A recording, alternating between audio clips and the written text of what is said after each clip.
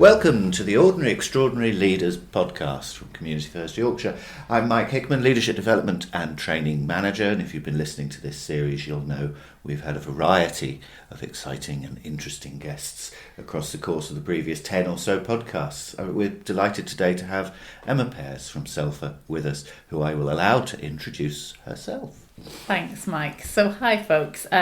Today I'm going to talk to you a little bit about my leadership journey and what I've learnt along the way over my 3 decades now in the social sector. I really want to introduce to you today 8 of the characteristics of servant leadership.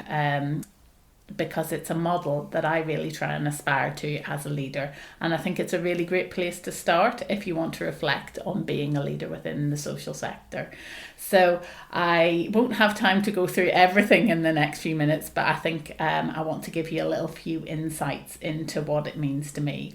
And I thought it would be nice to start with a quote from a great leadership expert who is Brené Brown, who says, "A leader is someone who finds and develops the potential in people and processes and who has the courage to do so." And I thought that was particularly relevant because out of the 8 characteristics of being a servant leadership, courage is in there, along with accountability, altruism, listening, integrity, compassion, humility, and authenticity. So for me, being a courageous leader is about being open to taking calculated risks. It's about standing up for what's morally right, despite having negative adversaries, having high ethical contact, and speaking your mind and telling your heart. And I think that that's super important to me as a leader. I helped to set up SELFA Children's Charity 18 years ago now, and it hasn't always been a smooth path. And in the start, I didn't really see myself as a leader. I think that that's something that's developed over time. I just was somebody who wanted to help others, and I think particularly help children, young people and their families. So I think that at that point in my leadership journey, I probably was quite courageous, but I just didn't see myself as a leader. I saw myself as a helper, really. And I think that if we focus on the characteristic of courage, what it looks like and how you can get it, for me, it's about being able to talk about being in the context really of being risk averse rather than being courageous. I often take risks when the odds are in my favour and will limit loss, and sometimes that's not very courageous. It is no bad thing, but I also think that when I do that, I limit my exposure to new experiences and learning more about myself and my personal growth. So it really is about stepping out of my comfort zone and being courageous. For me, it is about speaking the truth, even though my voice shakes. And that is really, really important.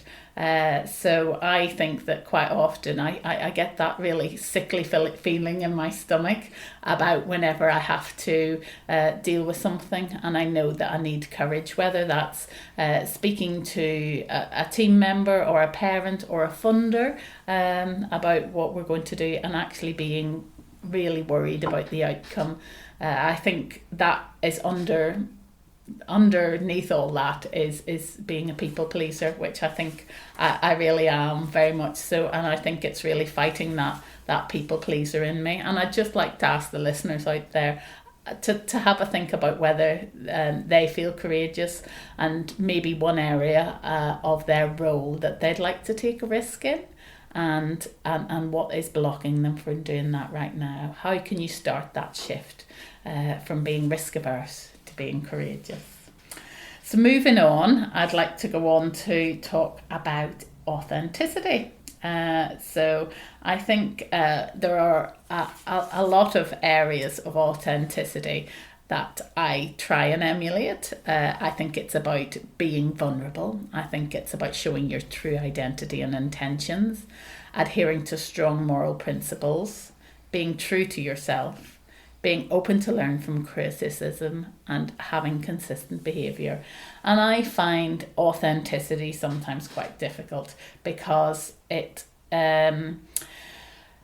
it comes from a place of wanting to fit in, and fitting in is the opposite really of belonging for me. And to really truly have belonging, I need to be authentic. I think that for me it's around showing up, and there's been lots of situations where I've brought my authenticity to work, and actually when my team have said this to me a few years ago. I remember coming into work, and I'd recently lost a friend to cancer, and just being really, really upset about it, really like devastated, and just bursting into tears, and saying about how upset I was and how sad and how unfair it all was. And my team said to me after that, I'm filling up talking about it, but my team said to me after that actually that they felt like a bit of a shift from me being authentic at work. And I think that really led me down a path of just actually being able to learn from things, and to realise that as Maya Angelou says, nothing will work unless I do, or unless you do. And I think that very much I try to be authentic at work, and I'm getting comfortable saying things like, thanks for correcting me. I didn't realise that. If I get things wrong, I can say now that I'm wrong, and that I've changed my mind about things, and that I should do more research before I argue a point, because there is no shame in being wrong. I think only refusing to learn. And I think getting comfortable in that bit is really important. I recently did some exit interviews with staff who were leaving our organisation, both going on to fantastic roles. But actually in that process, I had to just be able to listen. And that for me was super important. And it's a super important characteristic of being that servant leader as well, listening. So that kind of takes me quite nicely onto that as well. But listening and being authentic, I think, do come hand in hand. So just thinking about authenticity, I wonder if you out there want to think about, do you share your fears and struggles openly within your team? And do you admit when you make mistakes? And what could you do to be more authentic today? So I was talking about listening there. So listening is a great one to go on to for me, because for me it's about having a deep commitment to listening actively and respectively, asking questions to create knowledge, and providing time for reflection and silence, and being conscious of what is unsaid. I think that's super important. And for me, I am not a natural listener. I'm a natural talker. My default setting really is to think about what I want to say to you before you finish speaking.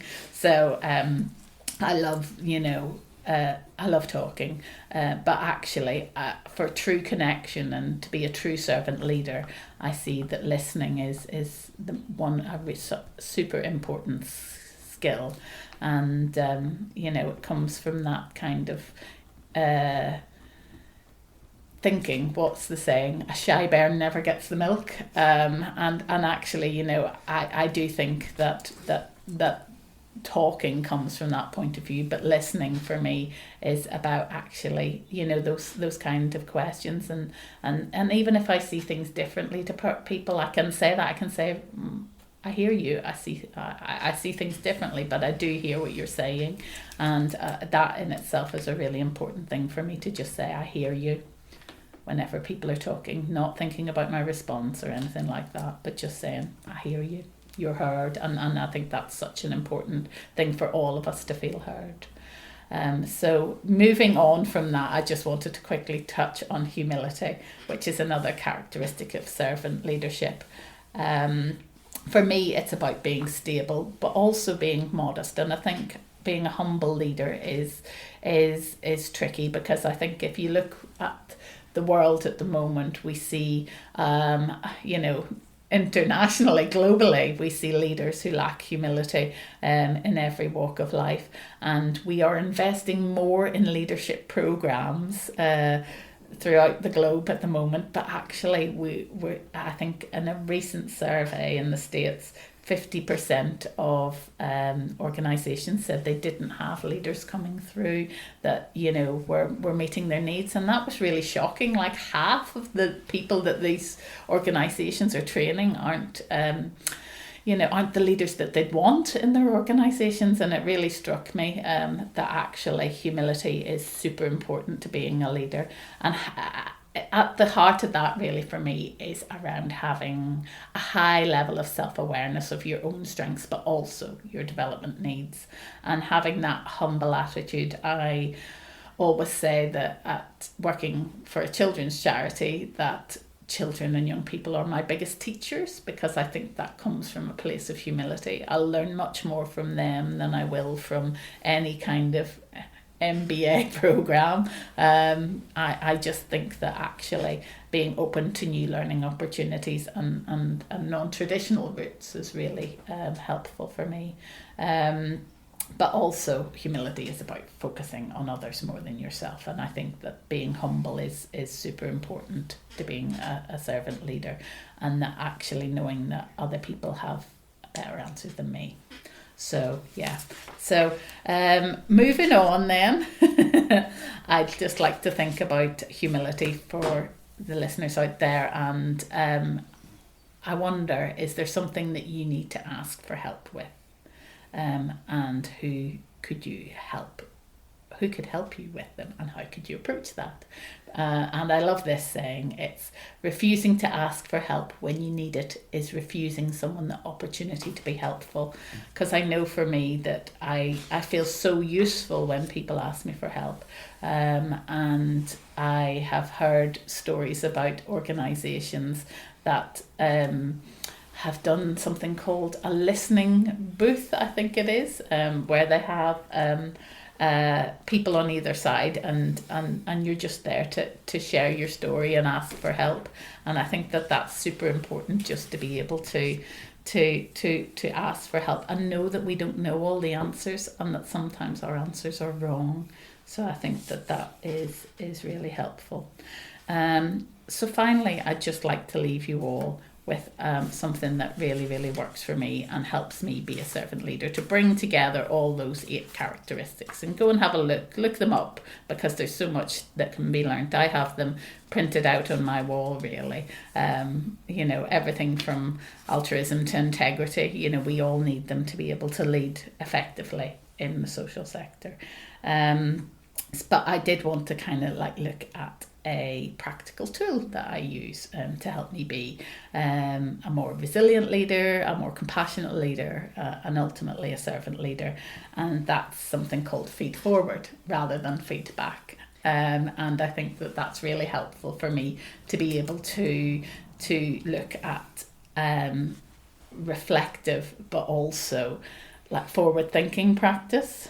And this comes rooted in, I was doing a coaching qualification a few years ago, and I'd asked my teams a number of questions about me and the way I worked, and then I got all these answers back. And actually I knew if I started to delve in with them that could be actually quite, there could be quite a lot of negative stuff that came out of this. It's like, well, you do this and maybe you don't realise, but you do that. So I was really, really struggling, and my mentor at the time said, well, why don't you ask them for feed forward rather than feedback? And it meant looking at the kind of things that I knew about myself and saying, I'd like to be better at this, and how could you help me? So one of the things was around giving consistent messages to the team, and or inconsistent messages as they were. So people sometimes found out about things from others, and they were like,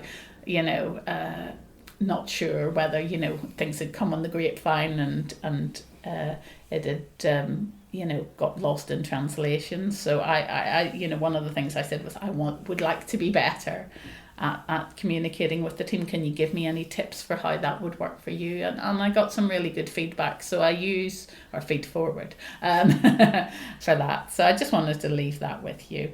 And that's it. Because at the end of the day, it's leadership is really about fitting all those misshapen pieces together.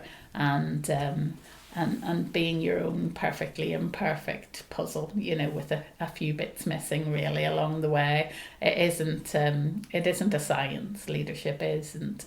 It's all based on relationships, and relationships are probably about 80% of what my work is. And without them, I'm no leader at all, really. So hopefully that's given you a few little insights, and you'd find them helpful. And do feel free to look me up, Emma Pears. I'm on LinkedIn, and you can go to the SELFA website as well, SELFA, and you can contact me there. Thanks.